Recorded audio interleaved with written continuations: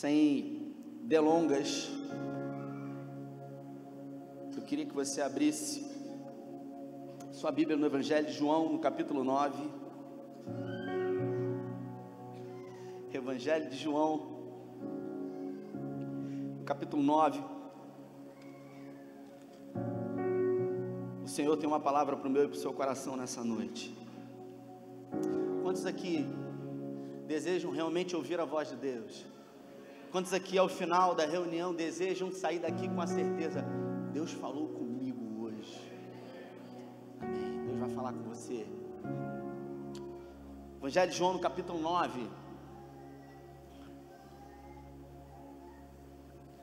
Na minha Bíblia está escrito assim: caminhando pela rua, Jesus viu um homem cego de nascença.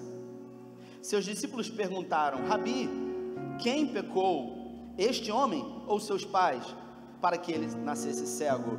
Jesus disse: vocês estão fazendo a pergunta errada, procurando a quem culpar. Não há nenhuma relação de causa e efeito aqui.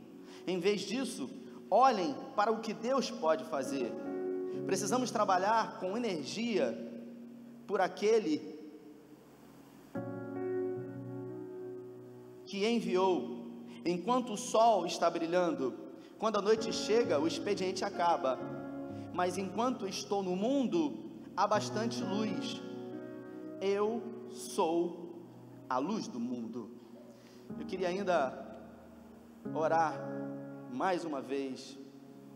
Pai, essa é a tua palavra e eu te peço que nessa noite o Senhor fale aqui aquilo que o Senhor já falou no secreto comigo. Que o Senhor possa me usar como apenas um instrumento aqui nessa noite, para revelar a tua verdade poderosa, a tua verdade simples, pura, mas poderosa, que é a tua palavra. Fala conosco aqui hoje, Senhor, uma vez mais te pedimos em nome de Jesus. Eu estou muito feliz de estar aqui hoje e escolhi esse texto, porque esse texto fala muito ao meu coração. Para você que talvez não conheça um pouco mais sobre esse milagre de Jesus, descrito por João, no capítulo 9. João, o discípulo de Jesus, ele resolveu pegar o capítulo inteiro para falar somente desse milagre.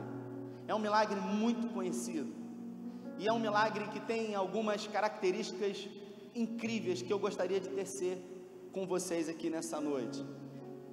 A Bíblia dá a entender no relato da história que era um sábado, e não era um sábado qualquer. Havia uma festa em Jerusalém, uma das 3 principais festas da religião judaica. Era a festa dos tabernáculos. Por isso, por ser uma festa tradicional judaica, naquele dia uma grande multidão de judeus estavam em Jerusalém. Uma grande multidão de sacerdotes de todas as cidades vizinhas foram até Jerusalém, foram ao templo. Então a cidade de Jerusalém estava tomada por uma grande multidão de pessoas. E a Bíblia diz que Jesus, ele caminhava com os seus discípulos, com os 12, por aquelas ruas empoeiradas de Jerusalém. E num determinado momento, em uma das ruas, em uma das vias que dava acesso ao templo, o texto diz que havia um homem à beira do caminho. Havia um homem sentado à beira do caminho, e o texto diz que ele era cego, e ele era cego de nascença. Esse homem, ele nunca havia visto nada em toda a sua vida. E alguém que é cego de nascença é diferente de você que está aqui, se por um momento fechar os seus olhos e tentar imaginar aquilo que aquele homem via. Não, porque aquele homem sequer ele tinha alguma memória, como você tem, sobre a realidade que você vê e percebe. E o texto diz que aquele homem, ele se encontrava à beira do caminho, da estrada, e aquele homem, ele estava ali a mendigar. E segundo a tradição judaica, um cego de nascença era considerado alguém amaldiçoado. Ou ele haveria pecado, ou então os seus pais. No caso dele, como já havia nascido cego, como poderia ele ter pecado se já nasceu assim? Teria então esse homem pecado antes de ser concebido pela sua mãe? Algumas tradições do judaísmo acreditavam que era possível que o feto ele pecasse no próprio ventre da sua mãe, e eles pegavam como base para esse fundamento os dois filhos de Isaac, Jacó e Esaú, que dentro do ventre da sua mãe ali já brigavam para saber quem iria sair primeiro.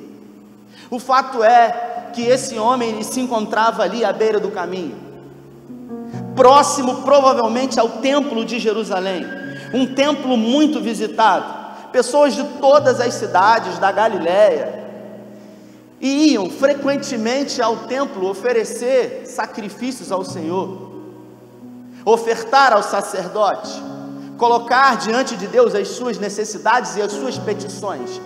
E aquele homem ali à beira do caminho, ele se colocava num local estratégico, para que todas as pessoas que passassem por ali, ele tivesse a oportunidade de estender a sua mão, para que pudesse receber alguma generosidade, algumas migalhas das pessoas com o coração disposto a dar a alguém que havia sido amaldiçoado.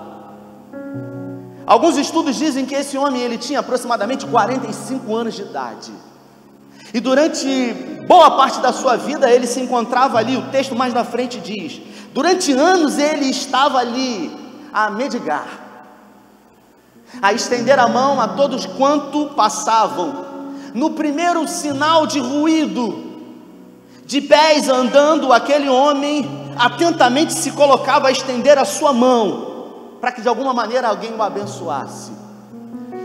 A Bíblia não faz menção sobre a história particular desse homem, diz que ele tinha uma família, mas eu imagino como todo ser humano, esse homem ele tinha sonhos, ele tinha projetos, ele tinha planos. E uma coisa me chama a atenção nesse texto, é que esse homem ele se encontrava num lugar onde tudo acontecia, porque naquela época em Jerusalém tudo acontecia. As pessoas passavam diante dele ali, e diante daquele cego à beira do caminho, as pessoas compartilhavam umas com as outras os seus sonhos, os seus projetos, as suas expectativas, diante daquilo que iriam apresentar e colocar diante de Deus no templo. Então aquele homem ele havia ouvido a história de muitas pessoas, de muitos homens e mulheres que em algum momento passaram por ele, dizendo sobre sonhos, sobre desejos, sobre projetos e mais, sobre conquistas, porque o mesmo caminho que as pessoas iam em direção ao templo, elas voltavam, e muitas das pessoas que voltavam, elas haviam sido agraciadas pelo milagre. Aquele homem ele conhecia milagre, aquele homem ele se encontrava no lugar onde tudo acontecia, na vida dos outros e não na dele. Talvez o maior sonho daquele homem pudesse ser um dia conhecer o templo tão famoso de Jerusalém, o templo que fazia com que pessoas de todas as cidades circunvizinhas frequentassem. Todo judeu maior de 13 anos de idade, que mora num círculo de circunferência de 15 quilômetros de Jerusalém, é obrigado a ir ao templo em uma das 3 festas principais do judaísmo. Provavelmente aquele homem ele sonhava em um dia ter a oportunidade de entrar dentro do templo, saber o que acontecia no templo, talvez ter a oportunidade de colocar diante do Senhor o seu sonho, a sua expectativa, o seu desejo. Mas, segundo a religião judaica, ele não poderia fazer isso, porque era alguém considerado amaldiçoado, e por isso jamais poderia entrar no templo. Para esse homem só restava então estar à beira do caminho com a mão estendida, tendo a oportunidade de um dia receber de um coração generoso pouco mais do que algumas moedas de prata, para que pudesse fazer com que a sua subsistência desse a ele uma melhor qualidade de vida. O homem praticamente invisível à beira do caminho. Mas o texto diz que Jesus, com os seus 12 discípulos, num determinado momento ele passou e ele olhou aquele homem. Ele olhou aquele homem sujo, aquele homem provavelmente com um aspecto envelhecido. Não um aspecto talvez de uma pessoa de 45 anos, como era a sua idade, mas diante do sol, diante do pouco cuidado com a sua pele e com o seu corpo, alguém já marcado por estar ali no sol, na chuva, no vento, no frio, no calor. E tudo que esse homem tinha era um tecido que o envolvia, precisando sempre de ter alguém que o levasse à porta ou próximo à porta daquele templo, para que ele pudesse mendigar e pedir.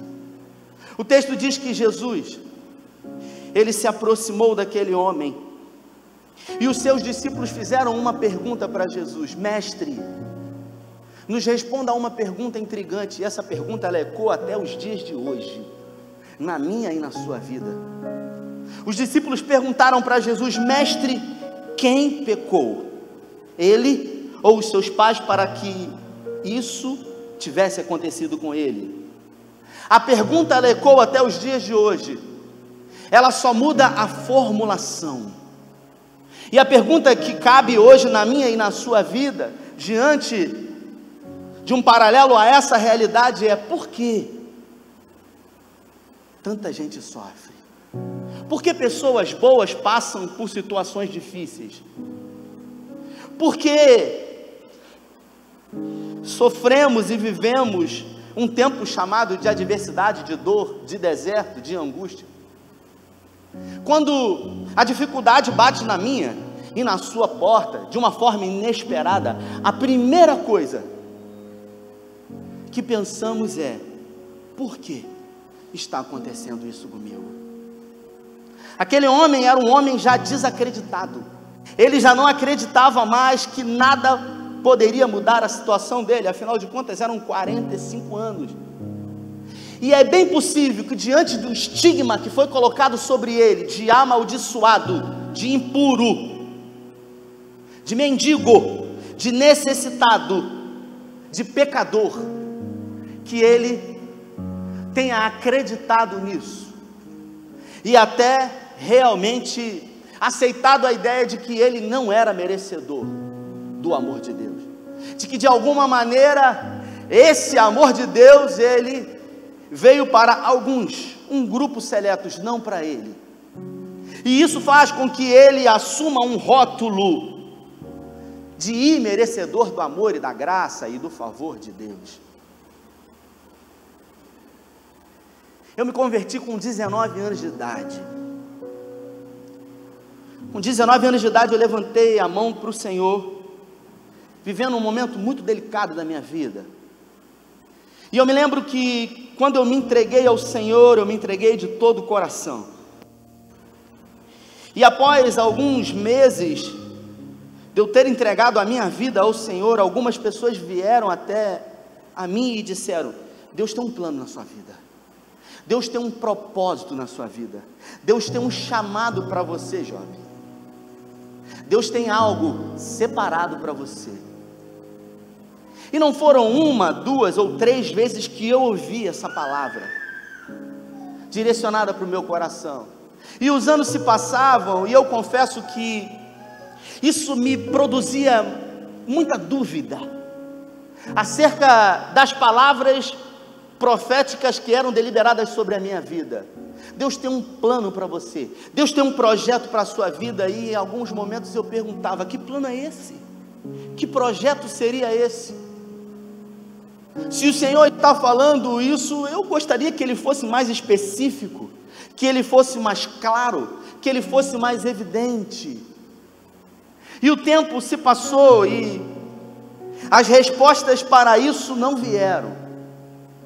Talvez os sinais acompanhassem, mas eu confesso que muitas foram as vezes que eu não tive a capacidade de percepção daquilo que as pessoas diziam sobre um chamado pastoral na minha vida. Eu me converti na Metodista do Brasil, e depois de alguns poucos anos lá, eu me casei na igreja que o meu sogro era auxiliar, Wesleyana, Metodista Wesleyana, e 2 anos depois, meu sogro jubilar, eu vim para o CEI de Cabo Frio. E no CEI de Cabo Frio, a minha história ministerial realmente ela avançou, ela cresceu, ela começou, ela desenvolveu. E as palavras proféticas, elas continuavam sobre a minha vida, dizendo que realmente Deus tinha um plano, Deus tinha um projeto, Deus tinha um chamado para a minha vida. E eu confesso que algumas vezes, ao pregar a palavra, eu me frustrei demais, porque depois de ministrar, e em algum momento nós temos os cultos sendo transmitidos pela televisão há 9 anos e meio, então todas as vezes que eu pregava, eu nunca disse isso, depois de pregar eu assistia às mensagens e eu olhava para aquele cara pregando e eu falava o seguinte: você não nasceu para isso, cara, você não foi chamado para isso.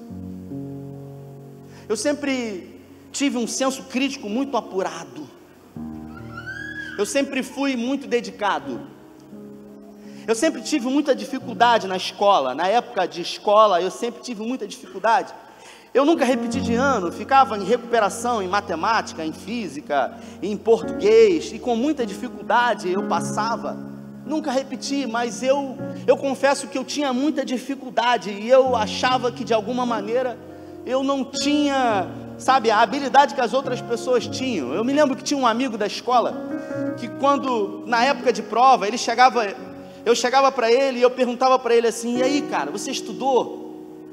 Está pronto para fazer a prova? Aí ele falava assim para mim: só um pouquinho. E eu tinha estudado muito. E quando chegava a prova, eu pegava o resultado e eu via 6. E eu pegava logo curioso para saber, mais curioso do que a minha própria nota, era curioso da nota dele. 9. E eu olhava para aquela situação e eu falava assim: cara, não é possível. O cara disse que não estudou quase nada. E eu me acabei estudando.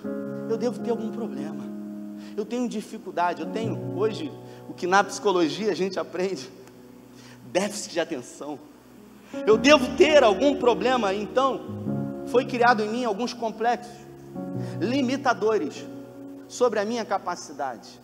E já no CEI de Cabo Frio, o ministério crescendo, de alguma maneira fazendo pela obra de Deus, um desejo ardente do meu coração de ser rico. Eu nunca menti isso de ninguém aqui, nunca omiti de ninguém. Eu tive vários negócios, várias empresas, eu abria tudo o que para mim poderia de alguma maneira surtir algum efeito lucrativo. Vendia prancha no verão, sandália, óculos, havaiana, canga, tudo que você possa imaginar. Por último, adquiri um mercado. O desejo era grande de querer realmente fazer aquilo que o meu coração sempre quis. E o chamado de Deus, e aquilo que as pessoas diziam ao meu respeito, aquilo foi colocado de lado, aquilo foi desacreditado dentro do meu coração. Casado com a minha esposa, e há alguns anos de casado, o desejo grande de ser pai, e a tentativa constante, vocês podem acreditar nisso, o trabalho não surtia efeito.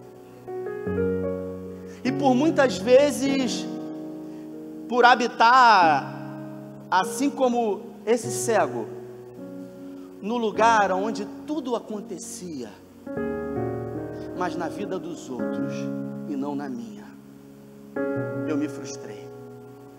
E muitas foram as vezes que eu coloquei em mim alguns rótulos, como por exemplo de que eu não fui chamado para fazer isso aqui. Definitivamente todas as palavras deliberadas por pessoas que se diziam palavras proféticas do Senhor não se tratavam apenas de engano do coração do homem. E muitas foram as vezes que eu me questionei sobre isso, e realmente tentei fugir.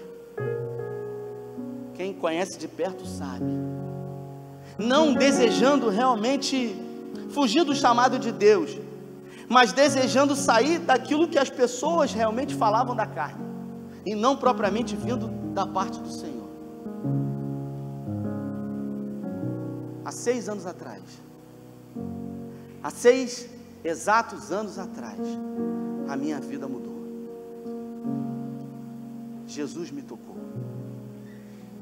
Ele já havia me tocado com 19 anos de idade, quando num retiro espiritual, e eu conto isso, da igreja, perdido, os irmãos me chamaram, e numa manhã, eu tive um encontro com Ele. Algumas pessoas sabem do meu testemunho. Não tive mãe e pai presente, aos 8 meses de idade foram embora. Ali, com 19 anos, o Senhor me curou. E há 6 anos atrás, depois de tentar fazer muita coisa, faculdade de administração, não concluí, cursos profissionalizantes, e um monte de coisa, prova para aqui, prova para ali, não querendo fugir do chamado de Deus, mas querendo realmente fazer alguma coisa que realmente eu acreditasse, porque eu não acreditava no chamado. Esse homem, ele não acreditava mais em nada. Ele havia sido estigmatizado pelo rótulo colocado pelos outros, e ele acabou acreditando nisso, assim como eu também. Eu e a minha esposa ficamos quase 10 anos tentando engravidar. Só que há 6 anos atrás o Senhor, Ele me tocou. Ele me tocou de uma forma diferente.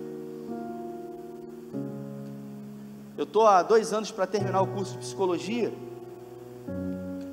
E depois que o Senhor me tocou e algumas coisas começaram a ser organizadas na minha vida, depois desse toque que trouxe cura para questões subjetivas dentro de mim, eu resolvi começar a fazer psicologia. E a gente sempre tem um motivo para fazer as coisas.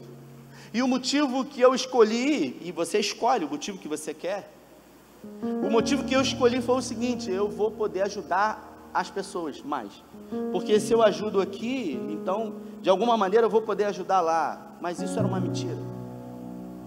Logo depois de entrar no curso de psicologia e ser bombardeado com várias teorias, na minha alma começaram a se abrir dezenas de gavetas emocionais de coisas que estavam aqui há muito tempo, complexos, estigmas, rótulos que foram criados, e pouco a pouco, sendo cobaia de si mesmo, eu comecei a empreender algumas técnicas aprendidas lá, para promover uma espécie de organização, ou como a gente chama aqui, de cura das feridas da alma, fazendo com que de alguma maneira eu pudesse ser alguém que me encontrasse de verdade. Alguns anos fazendo curso de psicologia, eu descobri que na verdade eu entrei para poder ajudar os outros, mas na verdade eu entrei para ajudar a mim mesmo. No ano passado eu havia chamado Fabrício e tinha um desejo muito grande no meu coração de abrir uma clínica, mesmo sem estar formado. E esse desejo, ele se aqueceu. No ano passado a gente lançou o Setembro Amarelo, e a gente teve muita projeção sobre isso, e os meus planos foram frustrados, mas não por mim, pelo Senhor. Os meus planos foram frustrados pelo Senhor, porque o Senhor é que sabe os planos que tem sobre mim. Deus é que sabe, e a Bíblia fala que o coração do homem, ele faz muitos planos, mas a última palavra, ela vem do Senhor. Esse homem, quando ele se encontra com Jesus, ele não vê, ele é cego. Provavelmente percebe os passos de mais do que 2 ou 3 pessoas passando, como de costume. Ele vê aproximadamente 13 homens ali, vindo na sua direção. Então, não sei se você sabe, mas quem é cego tem os outros sentidos muito mais aguçados. A capacidade de audição é muito maior do que a sua, porque existe um grau de atenção maior. E aquele homem então, ele ouve alguns passos em sua direção. Ele ouve a conversa daqueles homens falando sobre a maldição dele ou sobre os pais. E num determinado momento, ele percebe alguma coisa. Jesus coloca a mão sobre a boca e depois coloca a mão na terra e vai nos olhos daquele homem, faz uma espécie de lodo e coloca ali nos olhos daquele homem e diz para ele: vá e lave-se no tanque de Siloé. Aquele homem sai dali sem saber o que fazer, cego ainda, tateando tudo, sem expectativas, porque Jesus não havia dito para ele que se ele fosse lavado, ele seria realmente curado, e ainda que dissesse qual a garantia que ele teria sobre isso. E o fato é que era uma festa em Jerusalém, e Jerusalém estava lotada de judeus, e principalmente de sacerdotes. E existe uma tradição judaica que as escadas de Jerusalém eram lavadas com a água do tanque de Siloé. Por isso os sacerdotes estavam próximos ao tanque de Siloé. O homem então, tateando, ele se aproxima daquele tanque, provavelmente um declínio, algumas escadas, e ele vai descendo, talvez sem a ajuda de ninguém, e ele mergulha a sua mão sobre as águas e leva o seu rosto e começa a lavar aquela espécie de lodo nos seus olhos, que impediam que ele realmente sonhasse, que ele pudesse ver e crer naquilo que o Senhor tinha como propósito para a vida dele. E como a gente sempre diz aqui, aquele homem cego num sábado, de repente, porque a vida com Jesus é sempre de repente. De repente aquele homem, ele abre os olhos e pela primeira vez ele vê as suas mãos, talvez as suas unhas sujas. Ele tem a capacidade, quem sabe, de uma água parada ali, de ver pela primeira vez o reflexo do seu rosto ali, naquela água. E o texto diz, mais na frente, se você tiver a oportunidade de ler em casa depois, que a cidade imediatamente ficou extremamente alvoroçada, porque haviam no tanque centenas de sacerdotes. E as pessoas começaram a olhar para ele e dizer: não é esse o cego que há muitos anos ficava à beira do caminho a mendigar? E alguns sacerdotes vieram perguntar a ele se realmente era ele.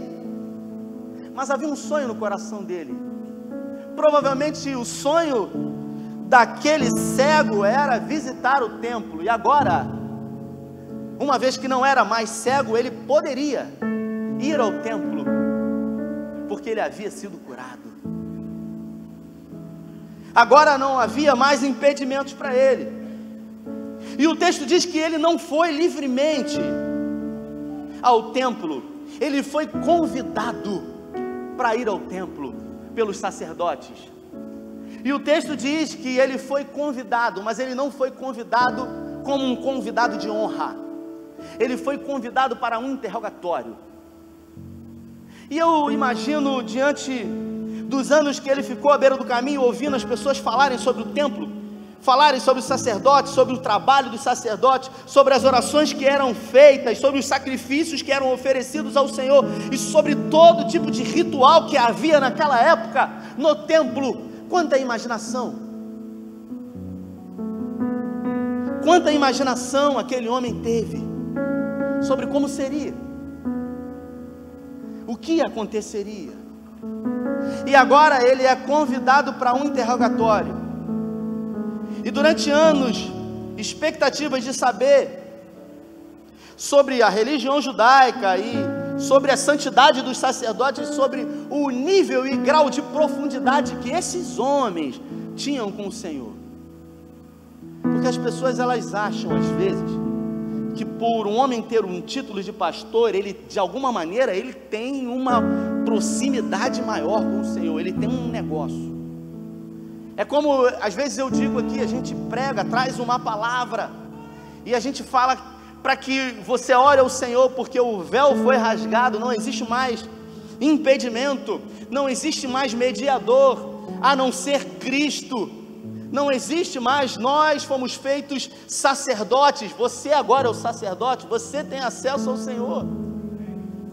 E no final do culto alguém vem aqui na frente, depois de uma palavra rema, depois de todos orarem, e alguém vem aqui na frente e diz: pastor, eu queria que o senhor fizesse uma oração por mim, uma oração forte, uma oração poderosa. Como quem o pastor, ele tem uma capacidade maior, e muitos religiosos dizem isso.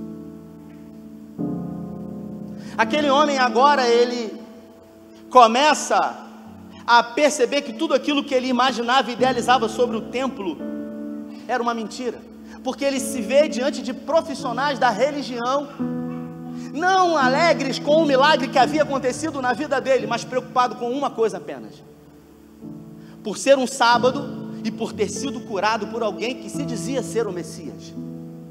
E por algumas vezes perguntaram para ele: quem te curou? E ele disse: não sei, um homem chamado Jesus cuspiu no chão, fez lodo, colocou nos meus olhos, mandou que eu fosse ao tanque de Siloé me lavar, eu me lavei e agora vejo. E os religiosos diziam: és tu realmente aquele cego que por muitos anos ficou à beira do caminho? Sim, ele disse, Jesus me curou. E os religiosos perguntaram a ele: o que tu achas que ele é? Quem tu achas que ele é? E ele disse: eu acho que é um profeta. Mas você é um pecador, como pode ser curado? Um dos sacerdotes então disse: chamem os pais dele, para que possam atestar sobre isso. E aí a gente acaba percebendo que a religião havia criado uma ruptura, porque a religião, ela mata, mas o amor de Deus vivifica. O excesso de religiosidade nos coloca numa redoma diferente daquilo que Deus deseja para nós. Os pais daquele menino, com medo de serem expulsos do templo, porque os sacerdotes haviam ameaçado todos que reconhecessem Jesus como o Messias, que não ficariam no templo.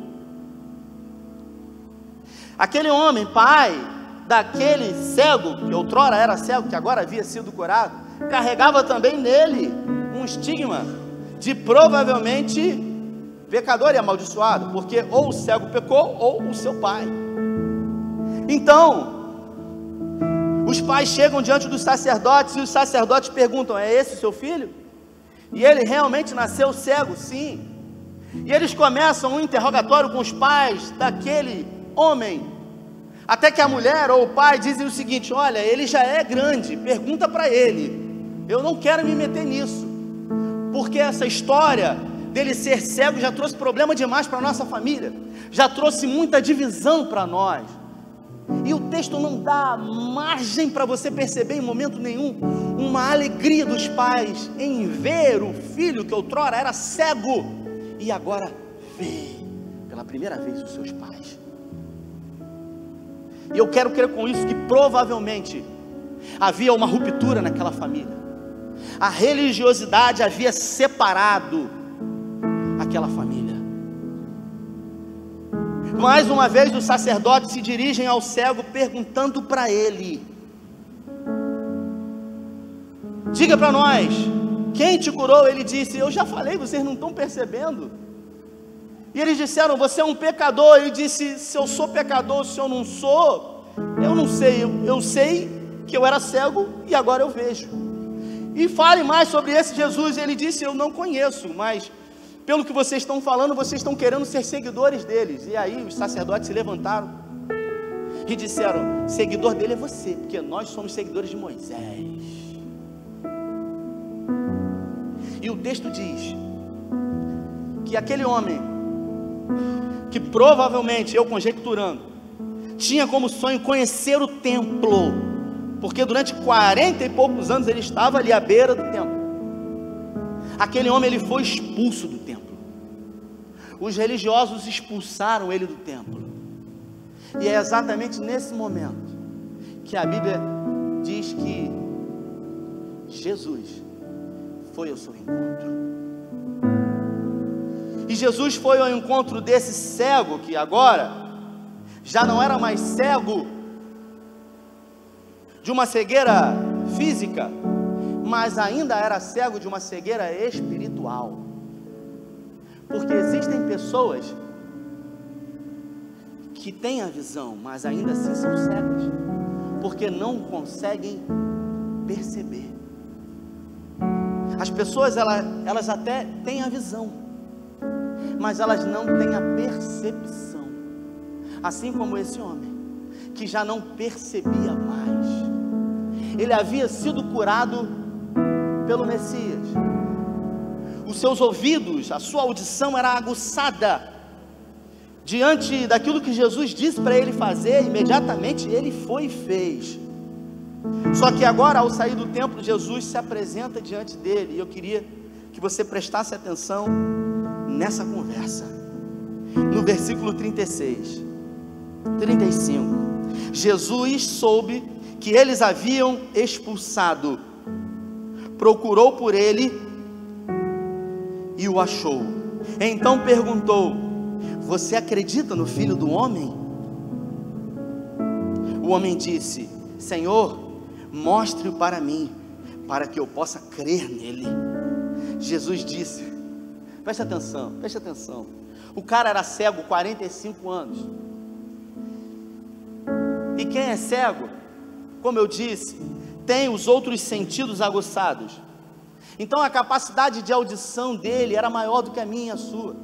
A capacidade de perceber as vozes eram muito maiores do que eu e você percebam. Quando alguém liga para você num telefone, de imediato você já percebe, já identifica quem é pela voz, pelo tom de voz. Esse homem aqui, ele se encontra com Jesus, e Jesus começa a tecer uma conversa com ele, e ele não tem a percepção de reconhecer que aquele homem que estava falando com ele era aquele que havia curado ele, aquele que havia dito: vai e se lave no tanque de Siloé. E é nesse momento que Jesus diz para ele o seguinte: você está olhando para ele, não reconhece a minha voz? Segundo a tradução do Eugene Peterson, ele diz: Senhor, eu creio. E exclamou o homem e o adorou. Preste atenção que eu vou falar. Esse homem era judeu. Para um judeu adorar alguém, isso é uma prática somente feita ao Senhor. O judeu, ele somente adora ao Eterno. E exatamente nesse momento, quando Jesus revela para ele a sua identidade de filho do homem, os olhos espirituais daquele homem, eles se abrem.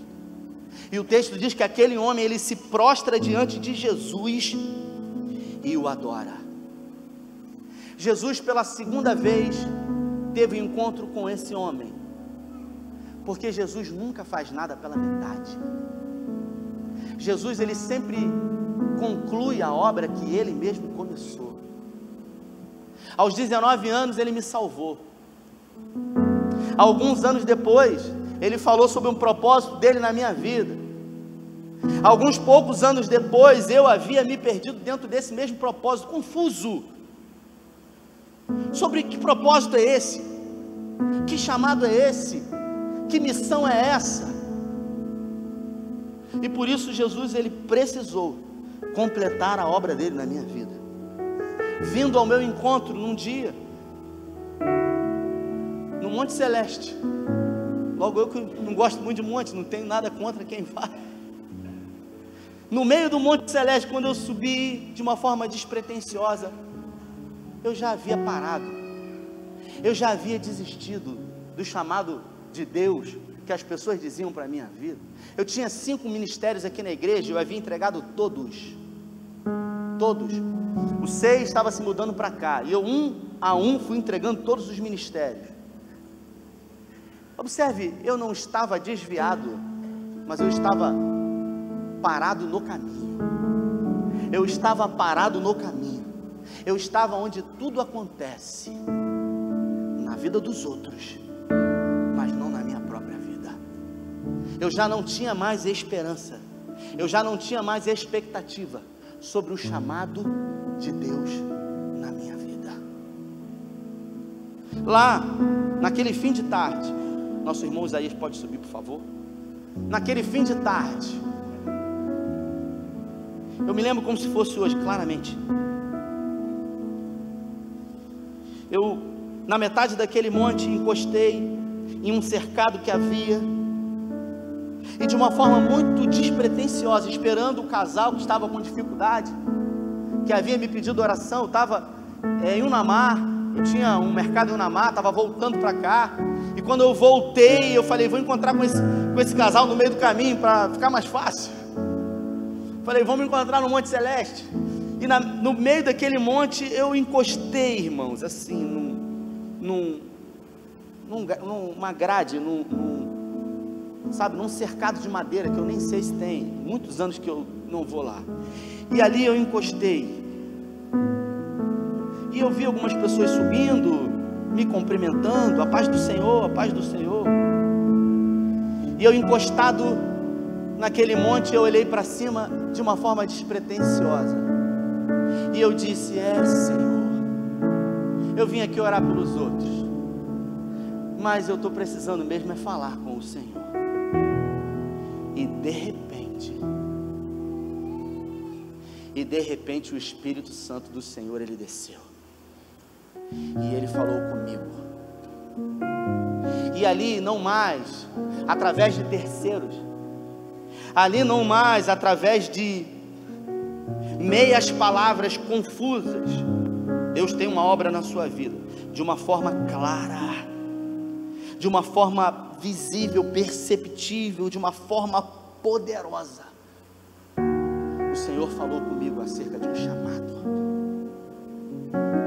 Deus havia dito para mim que o meu chamado, que o meu propósito não era um chamado comercial. Eu tinha um bom emprego, mas eu não era feliz. Eu fazia muitas coisas, mas eu não tinha completude. Os sonhos haviam, mas não eram os sonhos que Deus havia sonhado para mim. Eram sonhos meus, de enriquecer, de prosperar, e não tem nenhum problema nisso, desde que a sua motivação, ela seja certa. A minha motivação, e eu falo sem vergonha aqui, porque Jesus me curou, era querer provar para os outros que eu havia conseguido vencer. E Deus conhece o nosso coração. E lá, naquele fim de tarde, o Senhor me tocou, e Ele me curou. Eu abri mão de um mercado, tudo. Eu abri mão de tudo. Alguém que queria muito, agora falou, não quero mais. Eu desisti de todos os meus sonhos, e eu disse, Senhor, a partir de hoje eu entendo e eu quero sonhar os teus sonhos, eu quero viver os teus planos. Eu tinha a visão, mas eu era cego espiritualmente.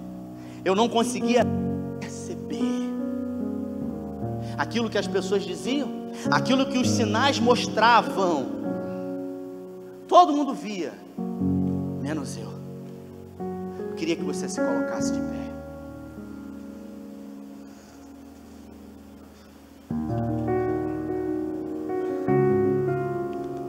Nós vamos cantar essa aí, Isaías. Nós vamos cantar essa daí, e você que está aqui hoje, e que veio de uma forma despretensiosa hoje, adorar ao Senhor com o nosso irmão Isaías e com o Rodrigo, Bruno, no céu vai ser Rodrigo, hein, seu nome, pode ter certeza, não foi carne nem sangue que me revelou isso.